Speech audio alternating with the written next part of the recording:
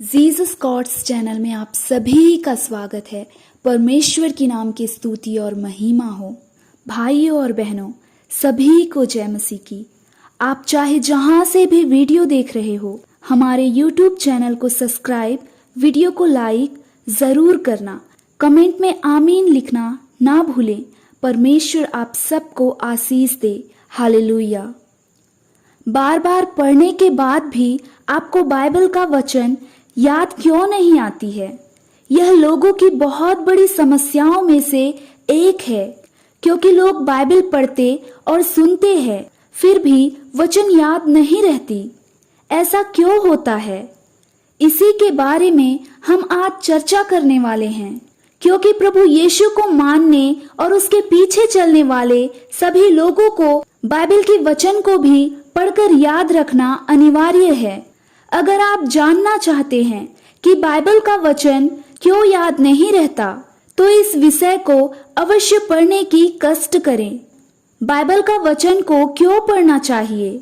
यूहन्ना ये कहता है कि आदि में वचन था, वचन परमेश्वर के साथ था, और वही वचन क्या था?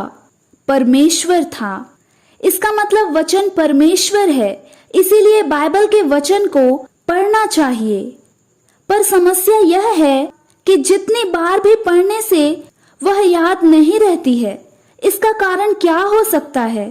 क्या आप इसके बारे में जानना नहीं चाहेंगे?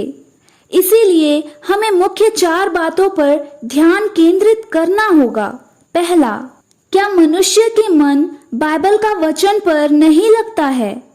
दूसरा, बाइबल का वचन को याद करने के लिए कैसा पढ़ा जाना चाहिए? तीसरा, क्या शैतान बाइबल का वचन को चुराता है? चौथा, क्या परमेश्वर का भय लोगों को बाइबल का वचन पढ़ने और प्रार्थना करने के लिए बाधा कर सकता है? नंबर 1, क्या मनुष्य की मन बाइबल का वचन पर नहीं लगता? बारीकी से देखा जाए तो लोग ईश्वर को छोड़कर दिन प्रतिदिन धन दौलत की चाह, शारीरिक अभिलाषा और दुनियादारी के उलझन में उलझकर अपना समय व्यतीत करता है, क्योंकि मनुष्य की मन ईश्वर में नहीं बल्कि संसार एक विषय वस्तुओं पर लगा रहता है। मनुष्य को आनंद जीवन की चिंता नहीं, परंतु क्षणस्थायी जीवन की चिंता ज्यादा रहती है। संसारिक जीवन के लिए मनुष्य सब कुछ न्यौछावर कर देना चाहती है, परंतु आत्मिक जीवन के लिए तनिक भी चिंता नहीं। सत्य कहे तो ऐसे लोगों के हृदय में ईश्वर के लिए कोई भी स्थान नहीं है, और अगर ऐसे लोग कभी कभार बाइबल का वचन पढ़ लें या सुन भी लें तो उन्हें याद रखना मुश्किल बन जाता है। नंबर 2, बाइबल का वचन को याद रखने के लिए कैसे पढ़ा जाना चाहिए? जब भी बाइबल का वचन पढ़ते हैं तो अपने कमरे में जाकर पढ़ना चाहिए, क्योंकि बाहर की आवाज से आपके मन भटक सकता है। कोई लोग मोबाइल में गाना बजाते वक्त टीवी देख देख कर बाइबल का वचन को पढ़ते हैं, फिर सवाल कर बैठते हैं कि भाई साहब, मैंने बार बार और रोज 5, 10, 20, 30, 40 या उससे भी अधिक अध्याय पढ़ने के बावजूद भी मुझे वचन क्यों याद नहीं आती है? सीधी सी बात है, पढ़ने के वक्त में बाइबल के वचन को ध्यान देने के बजाय दूसरी चीजों पर मन लगाएं, तो बच्चों को आत्मिक शिक्षा के बारे में ज्ञान कैसे प्राप्त होगा? नंबर 3, क्या शैतान बाइबल का वचन को चुराता है?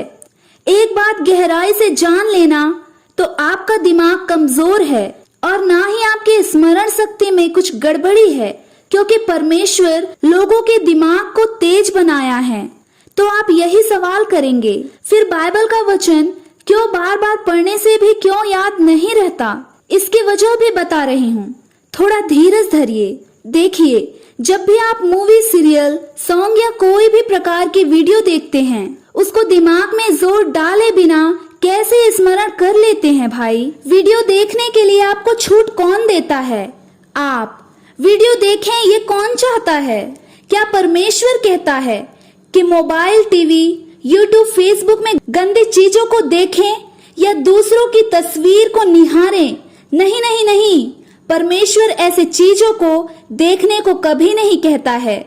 पर इन सब के पीछे सबसे बड़ा हाथ खलनायक शैतान है, क्योंकि ईश्वर लोगों को जिस काम को करने के लिए मना करता है, शैतान चाहता है कि लोग उस काम को करें और पाप में पड़कर ईश्वर के खिलाफ हो जाएं। इसीलिए जब भी आप मूवी, सीरियल, वीडियो, सॉन्ग इत्यादि इत्यादि चीजों को देखते हैं तो उसकी याद आप बखूबी से कर लेते हैं, परंतु जब भी लोग बाइबल का वचन को पढ़ते और सुनते हैं उस समय दुष्ट शैतान उसके मन से वचन को छीन लेता है। इसके बारे में प्रभु मार्ग के किनारे बोया गया वचन के बारे में दृष्टांत दिखाए हैं। मत्ती 13 अध्याय और 19 वचन, क्योंकि जिस घड़ी लोग परमेश्वर के वचन को सुनते और पढ़ते हैं उसी समय शैतान आकर उसके मन से वचन को उठाकर ले जाता है। मरकुस 4 अध्याय और 15 वचन।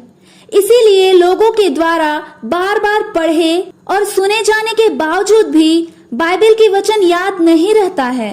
नंबर 4, क्या परमेश्वर का भय लोगों को बाइबल का वचन पढ़ने और प्रार्थना करने के लिए बाधा कर सकता है? देखिए, कर्मचारी को अपने मालिक का भय ना हो तो वह ढंग से काम नहीं करेगा, अर्थात वह काम में ढिलाई करेगा।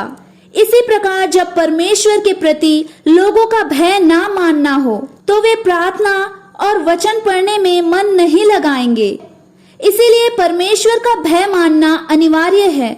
ऐसा ना हो कि पास्टर बोला है इसीलिए बाइबल पढ़ना चाहिए। वचन के अनुसार कोई भी काम लोगों को दिखाने के लिए ना करके परमेश्वर के भय से किया जाना चाहिए। बाइबल पढ़ना, प्रार्थना करना और ईश्वर की हुजूरी में समय बिताना भी एक ऐसा काम है जिससे लोगों को दिखावे के लिए ना करके परमेश्वर के भय से किया जाना चाहिए। परमेश्वर की भय क्यों मानना चाहिए?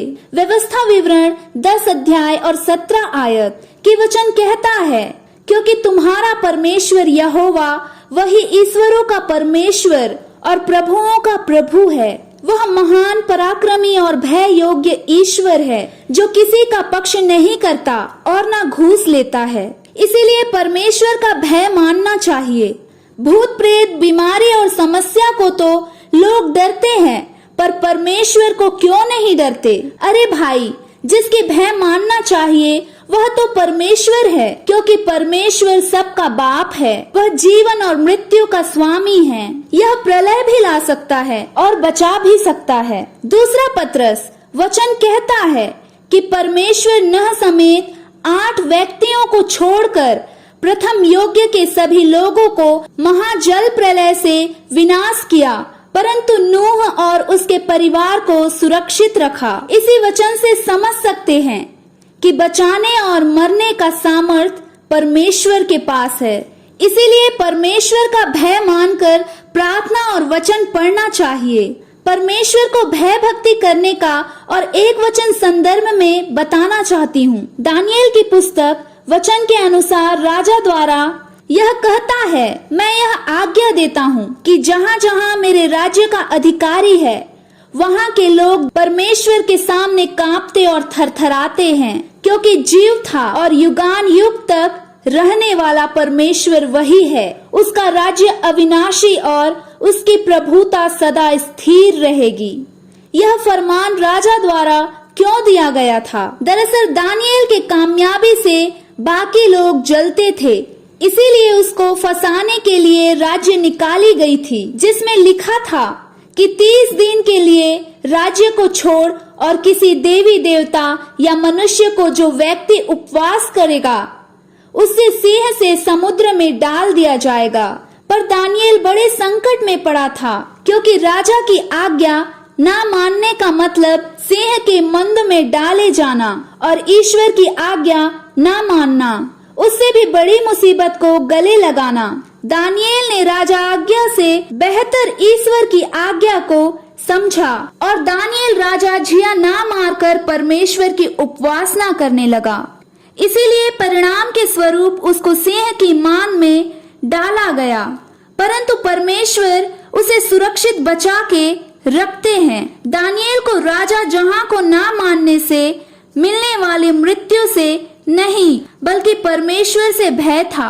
इसीलिए उसने परमेश्वर को प्राथमिकता दी।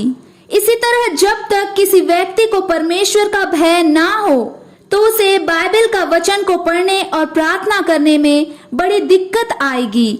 निष्कर्ष 3:7-8 में पवित्र आत्मा कहता है, अब भी तुम उसी शब्द को सुनो, अर्थात बाइबल का वचन को पढ़ो या सुनो।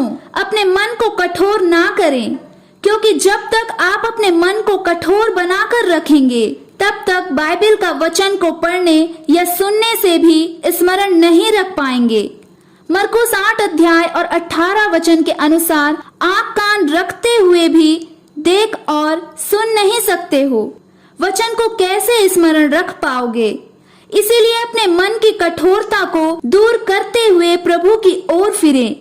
मैं उम्मीद करती हूँ कि इस वचनों के द्वारा आपके अंतरात्मा की कठोरता को दूर करने में मदद मिलेगी, जो कि बाइबल पढ़ते वक्त याद रखने में बाधा उत्पन्न करती है।